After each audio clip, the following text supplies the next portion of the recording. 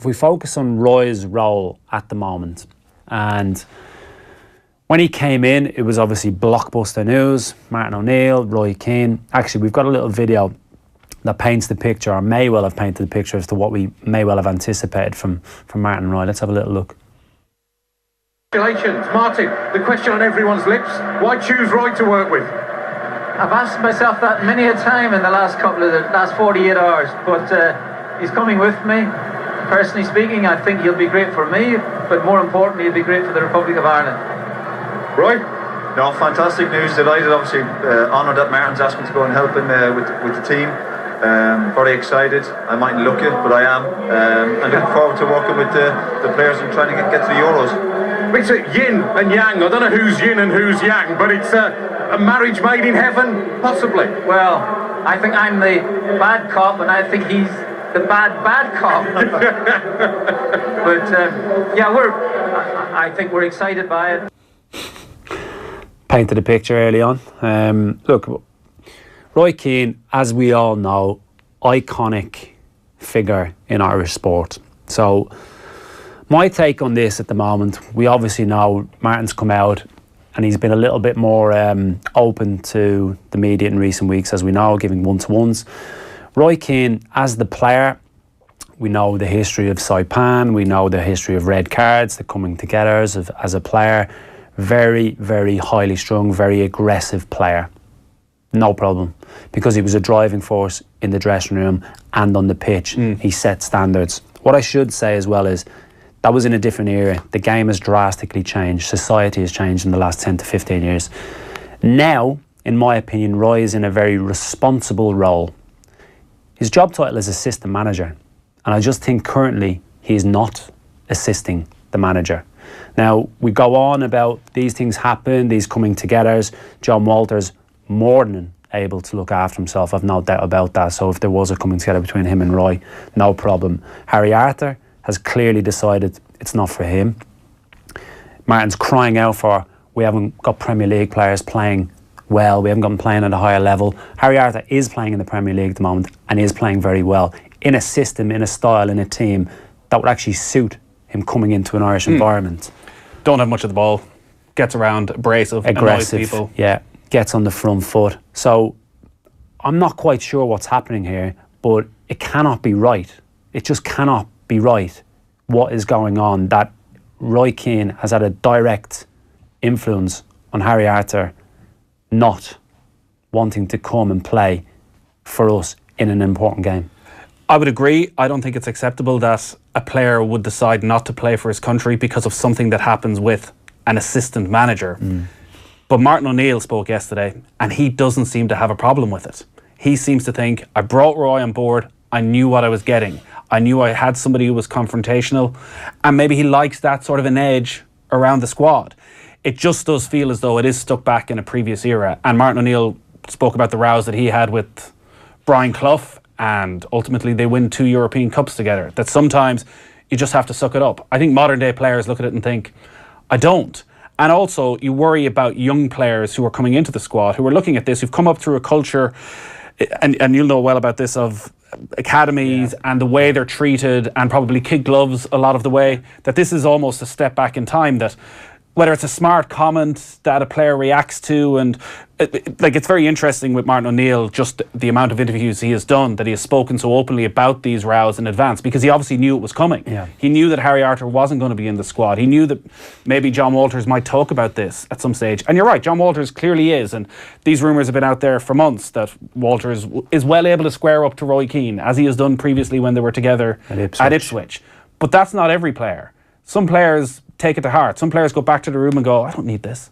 Whereas actually, I get the sense John Walters is coming back into this squad. And because one of the reasons is probably he's thinking, there's no way Roy Keane is going to end my international career. Just one little thing, I'm not going to step back. The roles of a staff, okay, at a football club, at an international team, it doesn't matter what sport it is even, is ultimately to get the best out of the players that go out to get a result. At senior level, different at development stages, academies, etc. But for us, okay, I've mentioned about, is he assisting Martin? Probably not. Martin might feel he is in certain ways. You've got different strings to your bow. Whatever you do within that camp, Guppy may well look at analysis. Steve Walford might do set pieces. Again, I'm guessing here. But they all should have different attributes that complement Martin and ultimately get the best out of those players that are playing in the building. Are they at the moment? Not quite sure. Are they creating an environment where the players really want to come to and they feel that they can prosper in, they feel they can play their best football? Probably not. So I just look at it all this week, and we're talking about the build-up right from the start of this show. The build-up hasn't been ideal. Some of them you can do nothing about. The injuries to Shane Long, James McCarthy still out injured, Shawnee Maguire unfortunately in key areas we are lacking. Fortunately defensively we are, but there is things you can affect. There really is things you can affect. So that siege type mentality, we're all in it together. Look at Michael O'Neill has done up the north.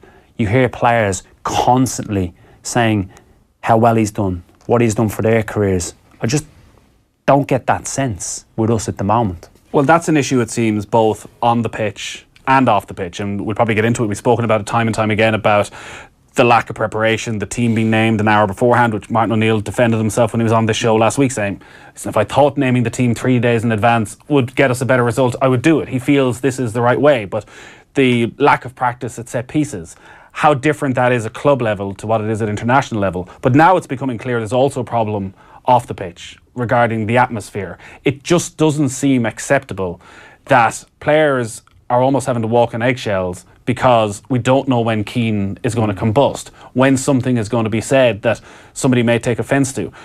You've been in these Ireland squads, you've been around football, you're no shrink invited, you've had rows with people. Like, do these rows, is there constant rows during international camps where people are having a pop at each other? I wouldn't say during international breaks, in my experience, it was very common. Day to day, the monotony of you will find as well when results aren't going particularly well, that's when kind of things temper start to go a little bit. But it's not common having rows and coming together with staff.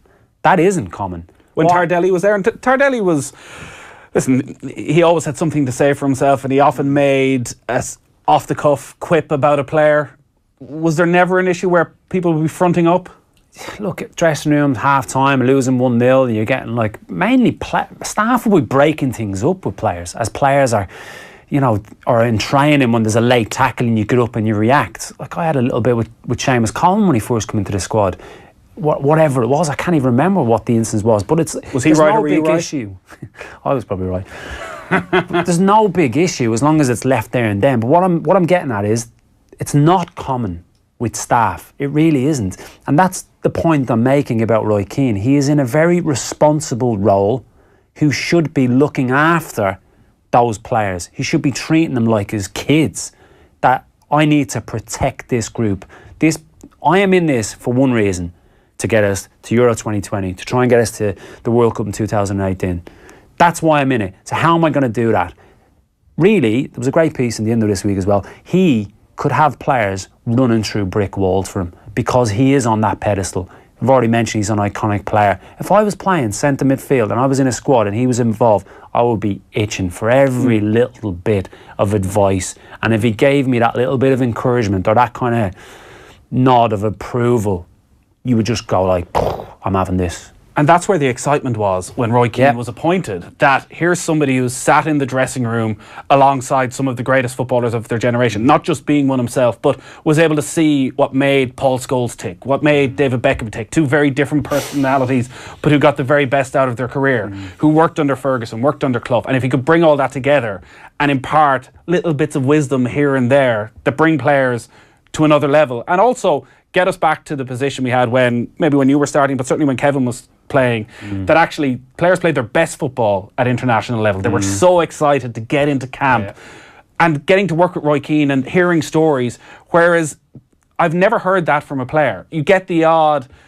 snippet even yesterday of, he's always been great for me. You never hear a story of a player going, well, actually he touched on this game that United played where he did this, where like Harry Arter's a prime example. Okay, Roy Keane's a far more talented footballer than Harry Arter will ever be, but similarly abrasive, not afraid to get stuck in, riles up the opposition. Teaching them how to deal with that. There has to be things that Roy Keane can say to Harry Arter, Glenn Whelan, Jeff Hendrick, whoever it is, Horan, Brown coming in now. Imagine Alan Brown in that squad now, looking at Roy Keane every day in this training camp. But Conor Horan's spoken of growing up worshipping Roy Keane. So give him something. Anything he says. It's like when the famous ex-player walks into that dressing room as the manager. We're going to speak to Shay Given in a little bit. So Frank Lampard walks into that dressing room. He's already got a huge amount of respect. Roy Keane has that in abundance. So anything he says to those players, it's going to go a long, long way. But the immediate impression of Frank Lampard is he goes into that Derby dressing room and gives the impression of, I want to bring you to the level I got to. Let me try that. Let me bring you the wisdom that I learned under Jose Mourinho. Let me give you all that, and maybe you can go and have a similar career. That's not Roy. Everything we hear from around the squad, everything these rows suggest is he's more likely to have a bit of a smart-ass pop at your crap career and how you couldn't achieve what he achieved. You obviously didn't work as hard. You're not as fit as he was, rather than somehow boosting these players. And he's had a couple of little bits and bobs. Graham Burke, he's been fantastic with me. Ireland players back Roy Keane after Arthur Walter's argument.